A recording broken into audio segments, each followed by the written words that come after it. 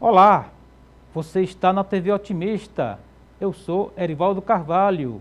Este é o programa Política. Hoje vamos bater um papo com o professor da Universidade Estadual do Ceará, UES, Emanuel Freitas. Como são construídas as lideranças carismáticas na política brasileira? Vamos analisar o caso da Comunidade Católica Shalom, em Fortaleza. Existem narrativas sobre predestinação no fortalecimento dessas lideranças? Ainda, o atual panorama político nacional e local entre fé e poder político. Estas e outras questões a partir de agora no programa Política.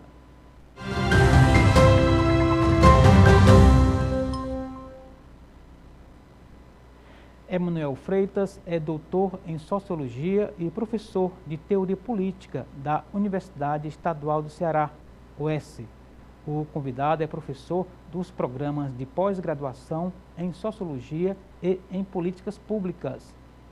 O entrevistado lançou recentemente o livro Carisma e Renovação da Tradição Católica em Fortaleza. E é com o professor, pesquisador e escritor Emanuel Freitas que converso no programa de hoje. Professor Emanuel, muito obrigado mais uma vez por ter vindo aqui, por ter nos atendido ao convite. Seja muito bem-vindo aos estúdios da TV Otimista, ao programa Política. Tudo bem com o senhor? Tudo bem. Eu que agradeço mais essa oportunidade de estar aqui conversando com você e com todos aqueles que nos assistem.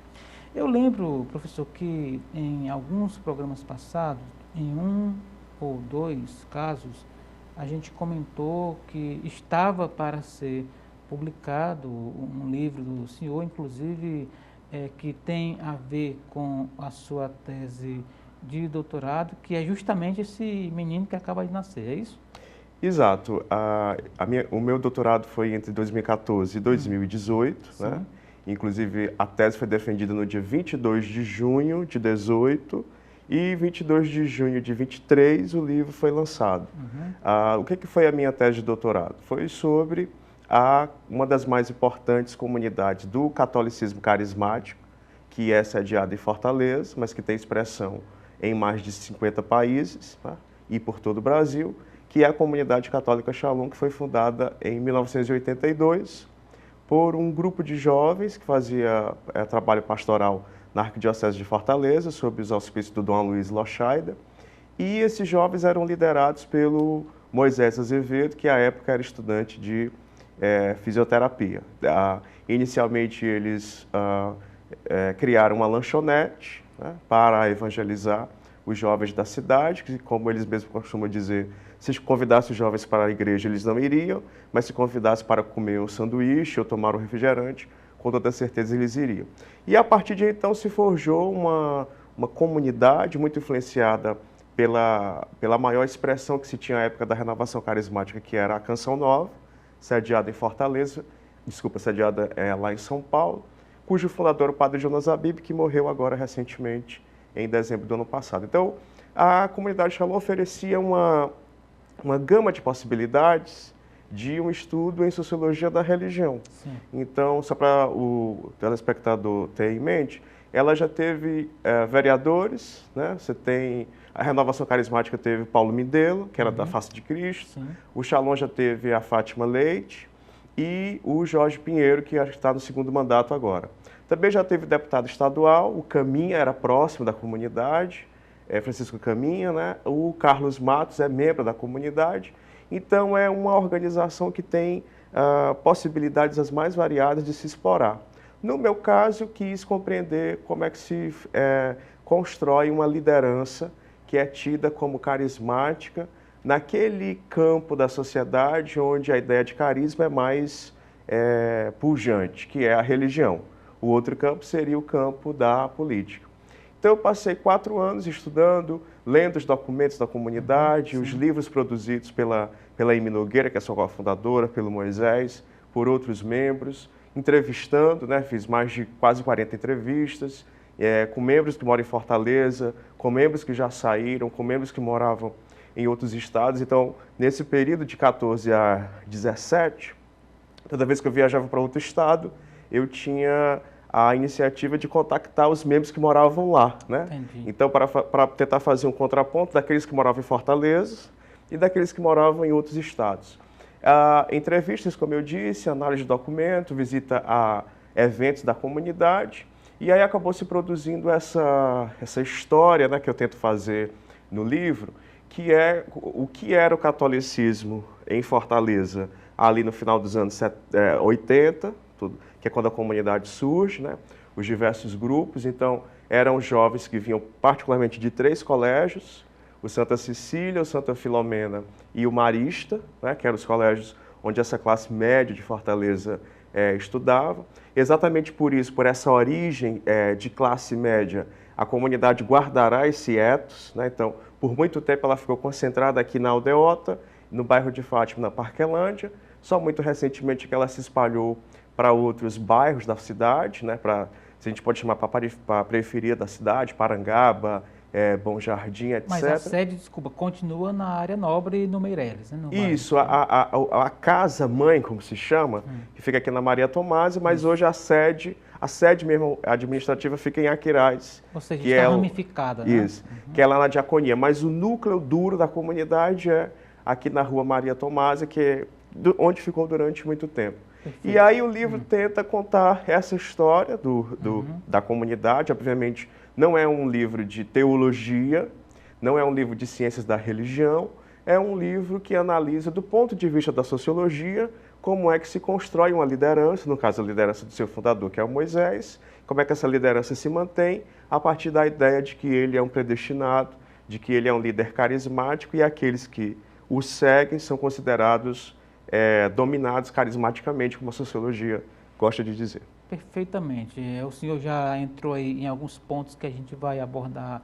já, mas gostaria de fazer aqui alguns reconhecimentos, né? Como que esse livro se viabilizou, enfim, desde a tese de doutorado. Eu gostaria até que a produção, por gentileza, colocasse a capa do livro na tela para a gente falar um pouco dessa publicação do livro, que não é fácil transformar uma ideia em algo concreto, que é um livro, por gentileza. Sim, então, como eu disse, a tese foi defendida em 2018, né? Passou por revisão, e em 2021, a Fundação Valdemar Alcântara, que é uma fundação que é presidida pelo ex-governador Lúcio Alcântara, leva o nome do seu pai, ela lançou um edital para contemplar 10 trabalhos de mestrado ou doutorado que tivessem sido publicados, salvo engano, de 2015 até aquele momento, e que versassem sobre a cidade de Fortaleza. E essas 10 obras fariam parte da coleção Estante Ceará. Então, quando eu vi, eu não tive dúvidas, né, de enviar a minha tese concorrendo. E aí a minha tese foi uma eram 10, mas acabaram sendo contempladas 12 obras para fazer parte dessa coleção. Então, o processo de editoração começou ali em 2021 logo, né?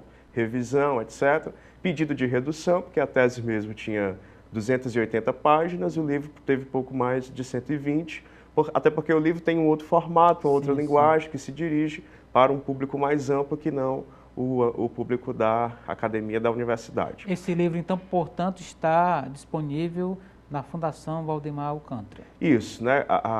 Foi publicado pela Fundação, a noite do lançamento foi no último dia 22, com recursos, inclusive, do Ministério da Cultura, e os interessados que podem adquiri-lo com uma Fundação Valdemar Alcântara, procurar pelo Instagram, que é exatamente esse, Fundação Valdemar Alcântara, para fazer a aquisição. Eu também tenho alguns exemplares, caso seja de interesse do telespectador. Pode procurar também pelo meu Instagram, Emanuel. Diga aí o seu Instagram. Emanuel F. Freitas. Sem nenhuma letra dobrada, né? Tudo simples, né? Emanuel F. Freitas. Fica 2 Fs no caso, né? Entendi. Perfeito. E aí é isso. Teve uma noite de lançamento muito interessante, né, com a presença do ex-governador. Ele estava muito feliz de lançar de uma só vez 12 obras que versem sobre a cidade de Fortaleza, nos mais diversos aspectos. Arquitetura, praia, né? Uma obra lá sobre o Titanzinho, ônibus de circulação, o transporte público, e a minha tese que foi sobre o campo da religião. Muito bem, inclusive fazendo aqui uma consideração justa, não só ao Waldemar Alcântara, mas também ao Lúcio Alcântara, um dos intelectuais, um dos homens públicos, né, mais importantes, relevantes em atuação. Portanto, é muito justo que uma fundação tenha essa missão, né, com critério, fazer chegar ao grande público um pouco da nossa intelectualidade aqui no estado do Ceará. Né? Como o próprio Dr. Lúcio fez questão de dizer no dia do lançamento, no momento que você tem o império do e-book, né, de repente uma fundação propôs-se a imprimir, né, a publicar 12 obras em papel, é um marcador fundamental da permanência do conhecimento e desse conhecimento objetivado que é possibilitado pelo livro impresso. Né? Então, enquanto documento histórico. Isso, exatamente, enquanto documento, como a Fundação fez, e aí com o grande esmero da condução da Silvia Furtado, que foi quem levou a cabo a organização da coleção. Puxando um pouco aqui para a comunicação, inclusive por isso, por essas e outras, que o jornal impresso já foi morto, entre aspas, várias vezes e continua aí sendo o xodó de muitos pesquisadores. Né? Sim, exatamente. Mas em relação ao livro, queria começar falando o seguinte, professor. Religião, ou no caso fé, para colocar algo mais amplo, e poder, né, secular, é algo assim da história da humanidade, dos primórdios. Né? Mas pulando aqui para a década dos anos 80, o Shalom foi fundado em 82, uma década absolutamente efervescente do ponto de vista político nacional. Aí ainda estávamos formalmente na ditadura, as diretas ainda iriam acontecer, depois a eleição do primeiro presidente civil, no caso Tancredo Neves / José Sarney. Esse momento, de alguma forma, explica essa veia política da comunidade Shalom aqui em Fortaleza? E um outro dado é que a arquidiocese era conduzida por Dom Aloysio, que foi um importante cardeal nacional, né? Dentro das lutas pela redemocratização, pela denúncia de violação dos direitos humanos durante a ditadura militar e depois. Tem um contexto propício aí, né? Isso. Inclusive, Dom Aloysio era conhecido como um dos bispos vermelhos. Né? Na tese, eu tentei explorar um pouco disso durante a pesquisa, porque, contraditoriamente, Dom Aloysio sempre foi um bispo próximo da teologia da libertação. E ele é o bispo que vai à inauguração do Shalom, né, no dia 9 de julho de 82, e depois, graças a essa sua proximidade com Moisés, ele garante uma certa proteção à comunidade, porque como a igreja à época era hegemonizada pelas SEBs, né, então ser carismático, ser da renovação carismática era ruim. Tá? Era visto no interior do catolicismo como alienado, né, como não católico, como crente dentro da igreja católica. E a proximidade do Dom Aloysio com Moisés consegue fazer essa proteção, o que será depois um marco na história da comunidade, que eu também tento explorar no livro. É que ela sempre se deu muito bem com as autoridades máximas, né? Então, a proximidade com os bispos e com os arcebispos fez toda a diferença para que ela não fosse perseguida por padres locais, ou que essa perseguição fosse minorada por essa proteção que ela tinha da grande cúpula. Então, no caso da politização, por sua vez, o que acontece? A renovação carismática, de início, ela é despolitizada. Então, ela é um movimento que surge em 67 nos Estados Unidos e chega ao Brasil em 72, 74. Quando ela chega, então, ela chega com o viés de que tudo aquilo que é mundano é demoníaco, portanto, o fiel tem que se afastar disso. Tanto assim que os pesquisadores costumavam chamar a renovação carismática como a versão despolitizada da igreja. Ao contrário da outra, que era as SEBs, que era a versão politizada.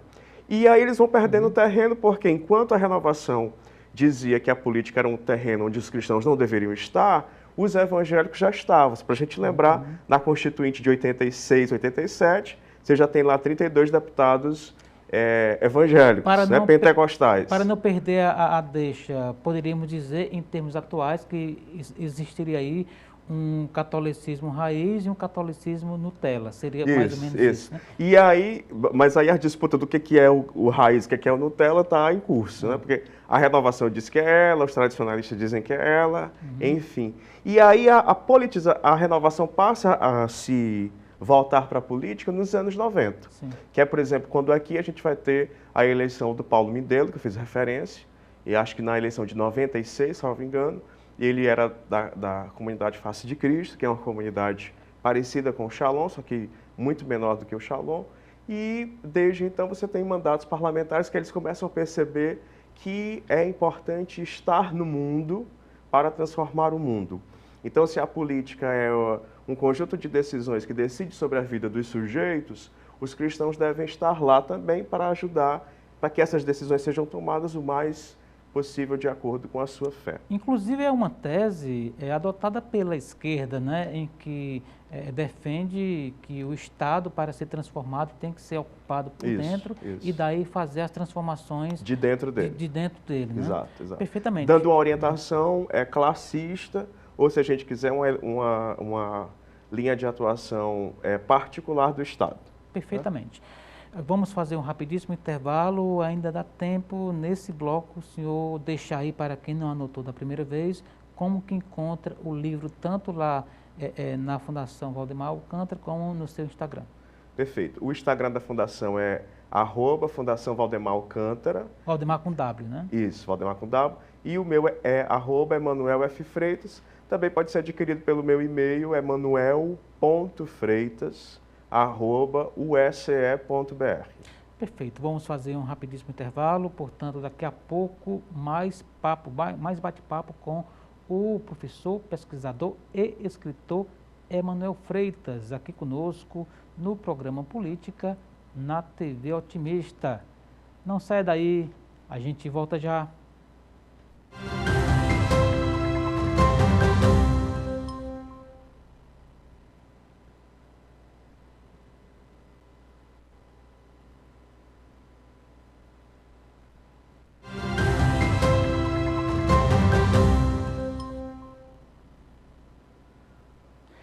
Estamos de volta para o segundo bloco do programa Política de hoje. Você está na TV Otimista, eu sou Erivaldo Carvalho, aqui ao meu lado Emanuel Freitas, professor de pós-graduação na UES, é pesquisador e também escritor.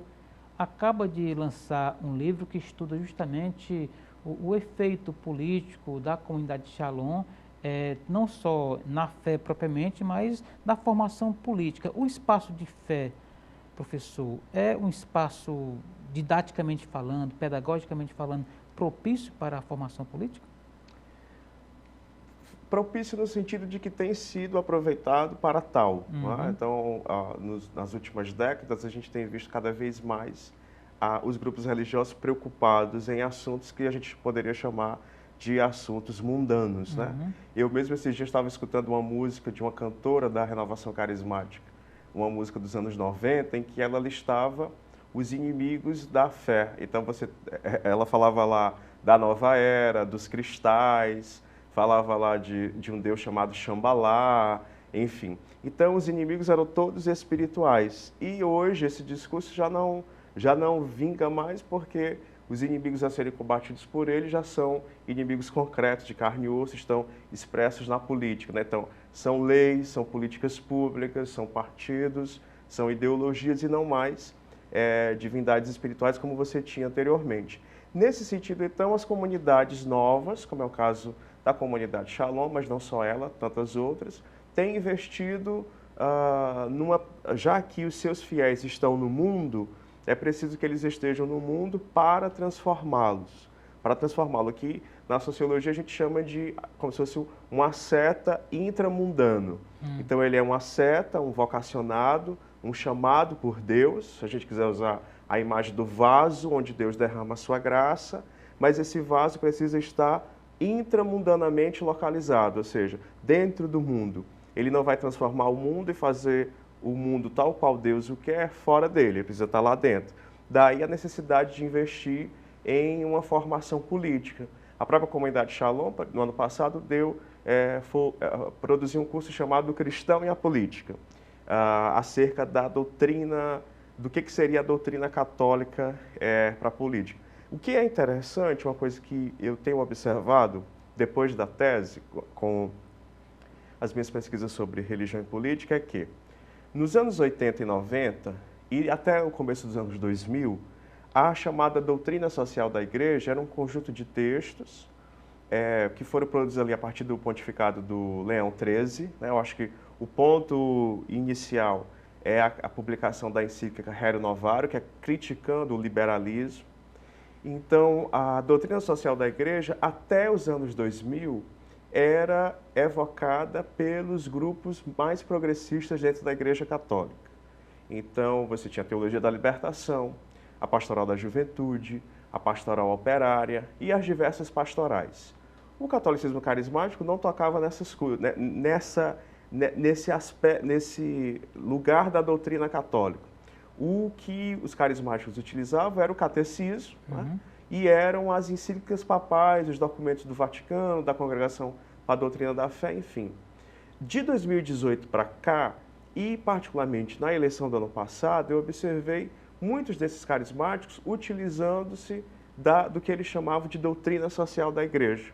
Isso me chamou a atenção porque o que eles estavam chamando de doutrina social da Igreja? Era, sobretudo, aspectos que legitimariam a proximidade deles com o bolsonarismo. Então, a doutrina social da Igreja era a condenação que a Igreja fazia ao aborto, sim, era a defesa que a Igreja fazia da propriedade privada, era a condenação que a Igreja fazia a ideologias como o comunismo. Ou seja, a pauta conservadora converge aí, né? Isso, e parece que funcionava assim. Se a Igreja diz que a gente tem que ser político, nós seremos, mas vamos ver o que a Igreja está dizendo para ser político. Então, aquilo que está na doutrina social da Igreja coincide com aquilo que é o fulcro ou o ponto central do bolsonarismo que nos leva a apoiar esse candidato e não outro. Então, a narrativa era essa. Né? Então, se a gente vai se aproximar da política, nós o faremos como a Igreja diz.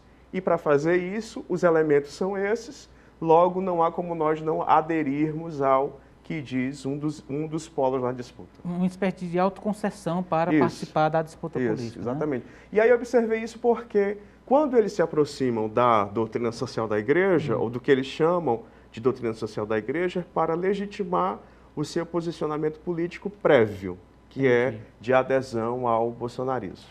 A gente tem nessa história em alguns trechos... E só, desculpa, só para te interrompendo, mas quando você pega as eleições de Fortaleza, então, na eleição que a Fátima Leite foi eleita vereadora em 2004, você teve um candidato, que foi ela, do Shalom, né, lançado. Sim. Na eleição de 2008, você já tem 2 candidatos.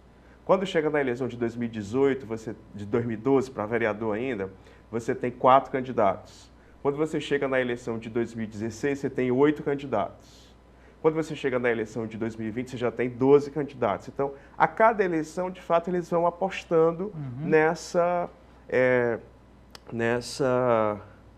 ampliação dos seus quadros dentro do parlamento. E no ano passado, por exemplo, você tinha o Timar, que era presidente da Renovação Carismática no estado do Ceará, candidato a deputado federal. Você teve o Carlos Matos, que era do Shalom. E você teve uma coisa interessante. O Jorge Pinheiro, que é vereador, ele se candidatou, e é membro da comunidade Shalom, ele se candidatou a deputado estadual e o seu sobrinho também, que é o Alci Pinheiro, que também é membro da comunidade.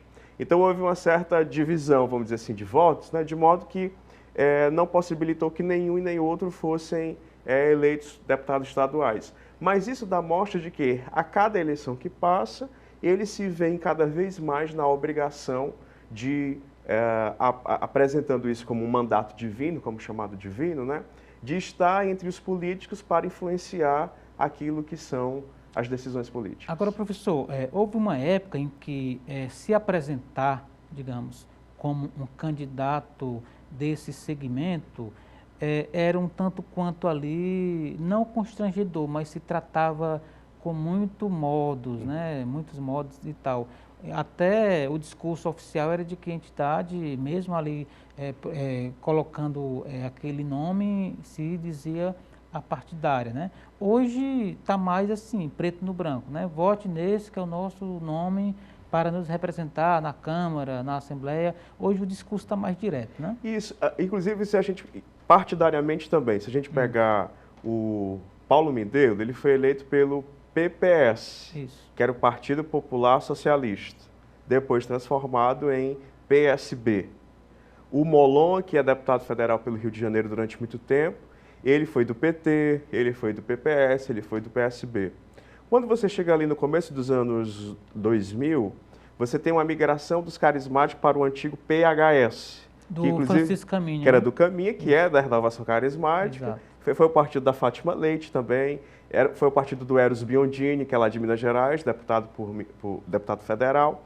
E aí começa a ideia de que o lugar da renovação é ser anti-esquerda. Então não cabe estar em partidos de esquerda, cabe estar em partidos de direita. Então eles estiveram por muito tempo no PSDB, por exemplo, no PHS, e mais recentemente com o movimento de integração deles ao bolsonarismo, o PL, o Republicanos, se constituiu como o partido deles. Agora, a teologia da libertação foi um dos sustentáculos, né, digamos assim, nessa seara da criação do Partido dos Trabalhadores. Tem um pouco dessa origem de disputa política nessa questão mais histórica? Sim, porque ali o PT é criado no começo dos anos 80, então esse período da década de 80 e 90 é um período de muita, se a gente quiser assim, polarização dentro da Igreja Católica com esses dois eixos. A Igreja Progressista, que será muito perseguida durante o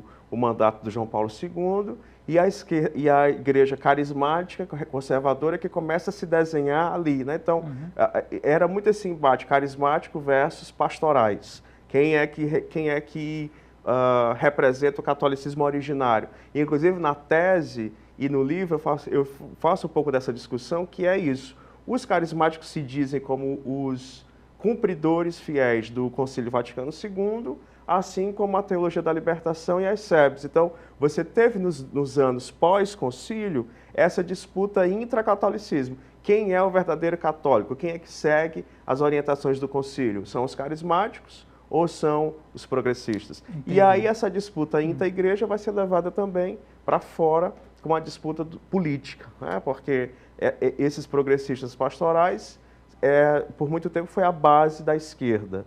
E os pentecostais, dentro da Igreja Católica, por outro lado, foram sempre se constituindo como opositores. E aí hoje, na campanha do Aécio de 2014, você já tem cantores da Renovação Carismática dentro do horário gratuito de propaganda, do Aécio, né?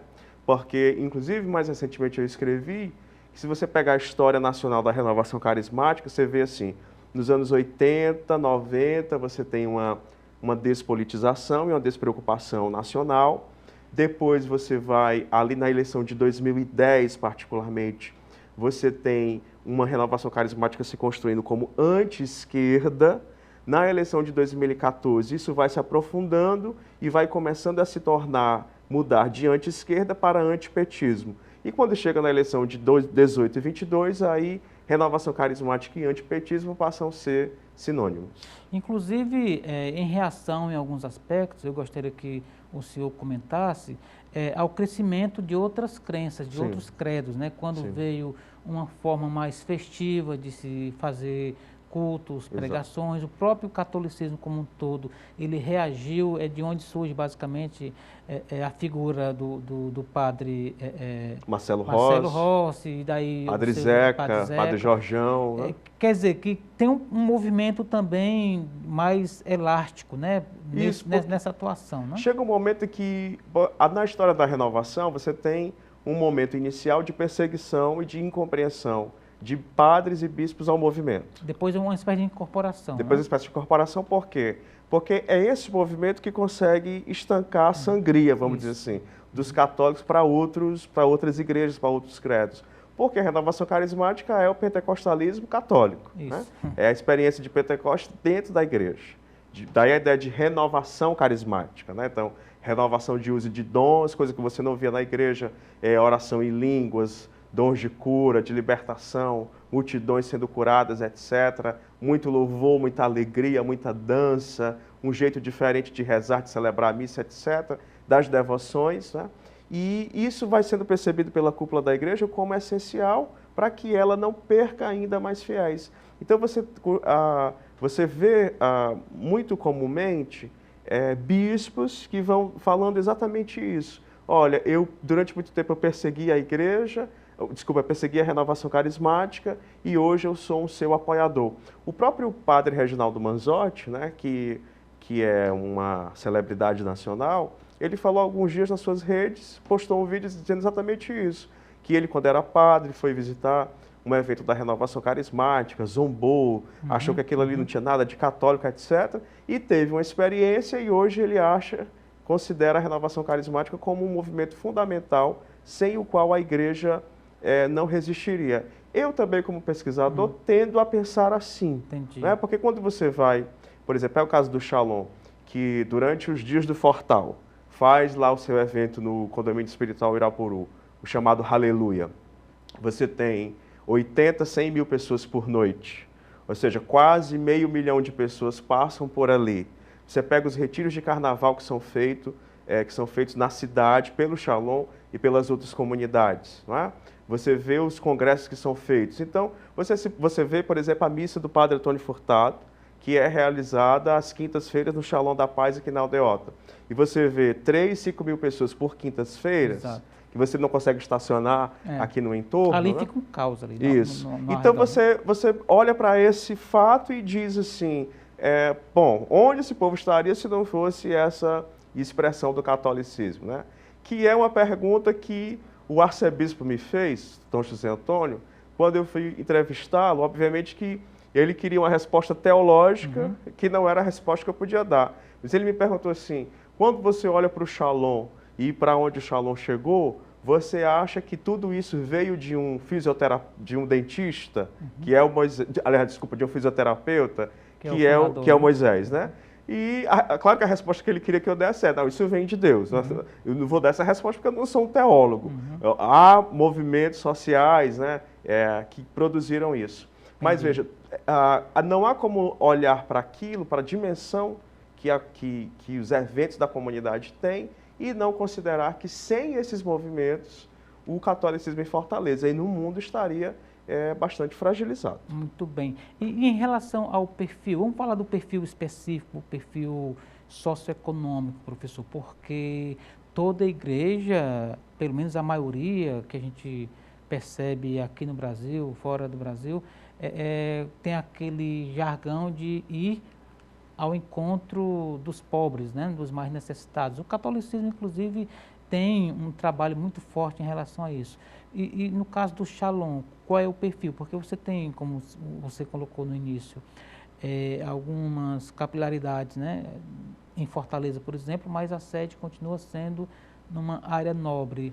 Qual é o público do Shalom hoje, professor? Olha, duas questões. A primeira muito interessante a sua pergunta, porque durante as entrevistas eu ouvi de um dos membros mais antigos que no começo, quando o Shalom surge ali em 82, já tinha um sujeito em Fortaleza chamado Padre Caetano, que foi o fundador do Instituto Nova Jerusalém, que fica no Cristo Redentor, que à época se chamava Pirambu. E os membros mais antigos, Moisés, Emi, Carmadélio, faziam um movimento de evangelização junto com o Padre Caetano. E aí, quando foi se decidir onde seria a casa do Shalom, né, se orou porque tinha essa preocupação deles, não ficando no Cristo Redentor, fossem encarados como elitizados. Sim. E aí, segundo a narrativa, eles oraram e Deus teria mostrado para eles o outro lado da cidade, que era exatamente a Aldeota. E esse membro da comunidade disse que o Moisés, algumas pessoas se preocuparam por essa mudança de geografia, a comunidade, os jovens, que não era comunidade ainda, né? Os jovens fossem entendidos como elitistas, burgueses, etc., que era meio a linguagem da época, mas que o Moisés nunca teria se preocupado com isso, né? De não ser bem visto por essa ala progressista da igreja, que apostaria na evangelização do outro lado da cidade. Com isso, então, com a localização do Shalom na aldeota, e como eu disse, por muito Meireles, tempo... salvo engano. Hã? É Meireles ali, né? Não, acho que ali é aldeota, porque ali perto do Na Del Passeio, Tiburcio, na Maria Tomásia, perto na da Igreja da Paz. quase esquina com Tiburcio, né? Isso. Então ali, como ficou por muito tempo ali, sendo a casa-mãe, né, os outros prédios da comunidade também aqui na aldeota, então acabou tendo um recorte de classe muito considerável. Por esse motivo, pela sua localização geográfica e também porque o Shalom exige muita participação, muita presença dos seus membros nos eventos da comunidade. Entendi. Então, quem faz parte do Shalom tem que estar quase todos os dias ali. Então, quem pode estar quase todos os dias na comunidade é alguém que pertence muito precisamente a determinados setores da sociedade. Ok, professor, vamos fazer mais um rapidíssimo intervalo. Daqui a pouco estaremos de volta com Emanuel Freitas, nosso convidado de hoje. Ele é professor, ele é pesquisador e escritor. Acaba de lançar um livro, daqui a pouquinho depois do intervalo a gente volta a falar sobre este e outros assuntos. Não saia daí, a gente volta já.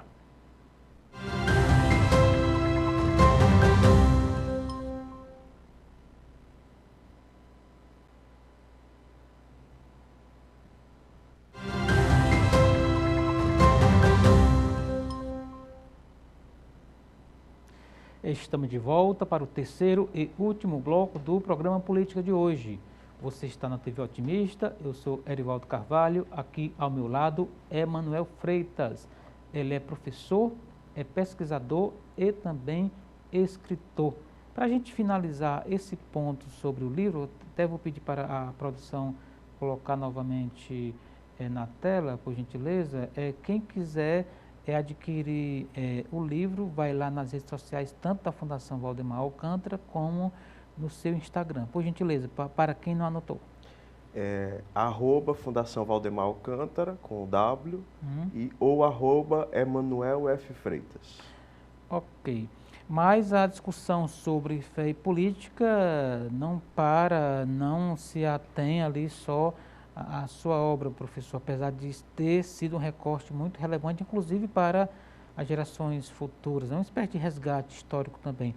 Mas a fé, desde a década de 80, com a volta da democracia, houve uma ocupação, digamos assim, muito forte, né, dos meios políticos pelas congregações, pelos líderes de todas praticamente religiões e credos. Eu queria que você colocasse um panorama dessa relação tão estreita e às vezes esquizofrênica, né, do poder com a fé aqui no Brasil.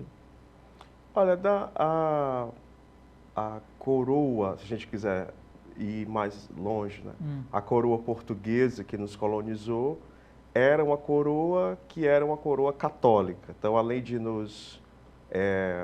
de forjar aqui, não é, um Estado organizado, tal como em Portugal se organizava, também tratou de estabelecer uma religião que seria, por muito tempo, a religião oficial dos brasileiros. E antes com a catequização dos índios. Isso, né? com a catequização dos índios, que eram os nativos, e também com a evangelização e o batizado daqueles que viriam a ser os considerados brasileiros. Então, o Brasil, desde o nascimento, ele surge, né, como um misto de religião e política.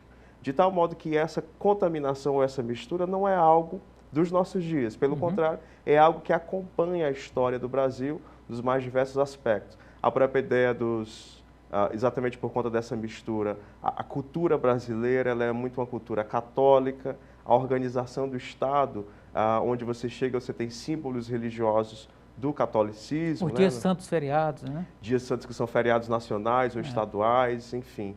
E no nosso tempo essa mistura tem se agudizado mais por conta de outras crenças que também vão se politizando, né?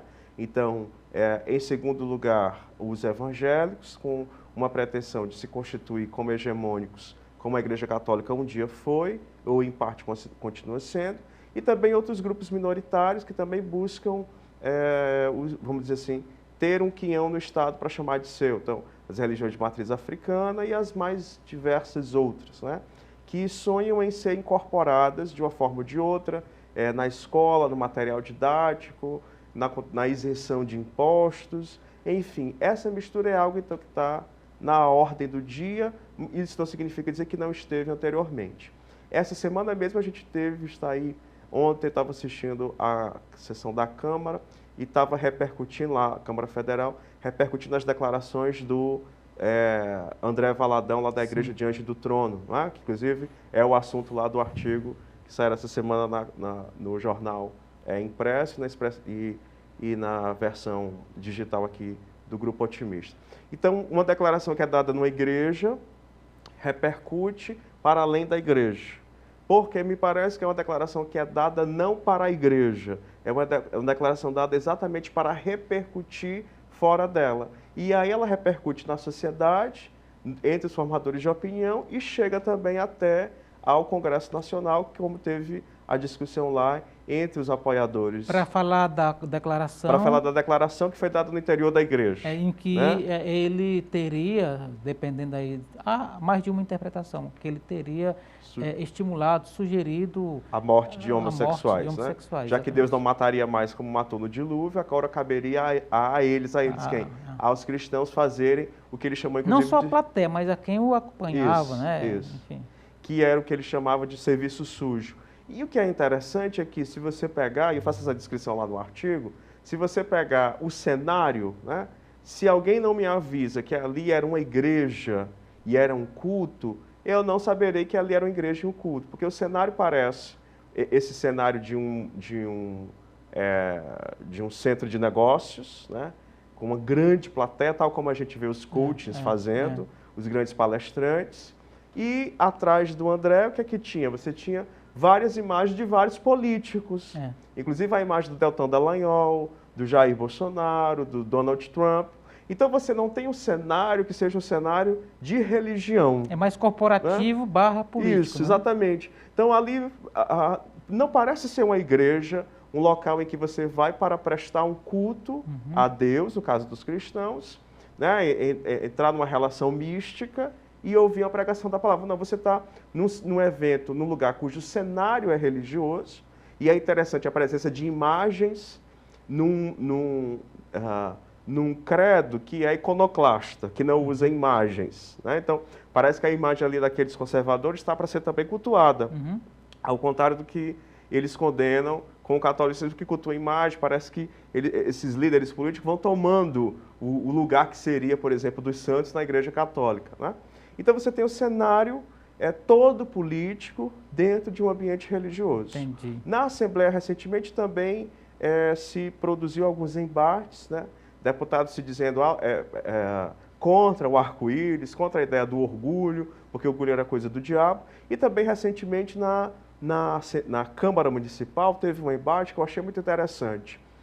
A vereadora do PSOL, a Adriana Nossa Cara, fez um discurso dizendo que a Câmara Municipal de Fortaleza era homofóbica.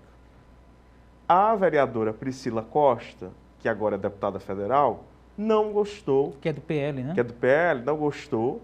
E fez um discurso muito inflamado, dizendo... Aí o que eu achei interessante foi isso. Dizendo que a vereadora Adriana havia acusado a Câmara Municipal de cometer um crime, porque homofobia era crime. Logo, se ela estava dizendo que a Câmara era homofóbica, ela estava dizendo que todos os vereadores estavam cometendo crime. Isso. Essa fala da Priscila me chamou a atenção, por quê? Porque, ao que me parece, para os seus irmãos de fé, ela jamais diria que a homofobia é crime. Porque a homofobia, para ela, é a pregação contra a homossexualidade. Logo, isso não é pecado, porque, segundo ela, a Bíblia diz para fazer assim. A Bíblia diz para condenar a homossexualidade. Logo, para os seus, não existe homofobia. Ou seja, não é pecado, mas é crime. Não é pecado. Aliás, a homofobia é... Aliás, a homossexualidade é pecado. Logo, falar contra ela, que seria entendido como homofobia, não é pecado e nem crime. Entendi. Mas, diante dos seus, ela assume o discurso que aquilo é crime. Diante dos seus parlamentares, seus colegas de casa, ela assume que a homofobia é crime. Então, tem essas dualidades do discurso, mas só para mostrar como, nas diferentes casas, está presente a discussão da religião. Pois não. E como que isso entra nas campanhas? Inclusive, só para te interrompendo, o Datafolha acabou de publicar uma série de dados de uma pesquisa e numa delas havia 52% acreditava na proximidade de um regime comunista, né, assim implantado no Brasil. E também a Folha de São Paulo publicou, antes de ontem, que parte dos presos pelos atos antidemocráticos do dia 8, nos seus depoimentos, dizem acreditar que estavam numa batalha espiritual e colaborando com a sua ação para que o bem vencesse o mal a partir daqueles atos. Ou seja, tem um quê de messianismo Sim, aí, né? Exatamente. Que o seu livro trata também, soldados de Cristo para impedir que uma suposta ditadura petista, comunista, acabasse com o Brasil, acabasse com a família e tal. Isso vale como mensagem de estratégia política e eleitoral? Sim, primeiro isso diz que o discurso que a gente viu durante a eleição, de que a gente estava diante de uma guerra espiritual do bem contra o mal, do que o comunismo seria estabelecido no Brasil, que a família seria perseguida, seria destruída, etc., isso mostra que esse discurso pegou. Embora esses sujeitos delirantes, mas esses sujeitos delirantes existem, eles votam, eles falam, eles conversam, eles trabalham e, inclusive, eles podem cometer atos de depredação e tentativas de golpe, como foi o que a gente viu no dia 8. É uma espécie de revival, né? Do Isso. Deus, pátria e família, né? Exatamente. Aproveitando as cores, né, do suposto patriotismo e tal. Então, religião e política são, vejo, coisas, essa relação está na ordem do dia, mas não significa dizer que não está, que antes não esteve, né? Talvez pela rapidez da comunicação, do fluxo de informações pelas redes sociais, a gente consiga perceber isso mais cotidianamente, mais próximo de nós. Era isso que eu ia fazer como provocação. Se a religião deve estar no mundo, e se o mundo tem isso, é óbvio que a representação parlamentar e até mesmo a presença no executivo meio que retrata um pouco o que é a realidade. Não pode haver um descolamento entre a própria pregação religiosa e a realidade, inclusive política. É mais ou menos isso? Exatamente. Okay. Mas é uma coisa que sempre aconteceu. Assim como a relação entre mercado e política e mercado e religião também sempre foi uma relação a surpresa, a aparente surpresa de um empresário ser eleito não deveria existir, já que a política trata também de mercado. Exatamente. Assim como, por exemplo, a política trata de modus operandi de igreja, do poder público, que vai desde a lei do silêncio até isenções de impostos, né? Exatamente. Impostos, né? Como você bem colocou. Agora, isso não tem um peso para se chegar a um executivo, já que o bolsonarismo chegou ao poder por outros meios. Ou o senhor define um peso diferencial da religião, da fé, nesse sentido, na eleição de 2018? Eu acho que não teve esse peso em outras eleições porque você não viu a constituição de um projeto de poder nacional, como você viu a partir de 2018 e consistentemente em 2022. Né? Então, talvez não tenha jogado peso pesado antes por conta da ausência desse projeto que agora a gente tem.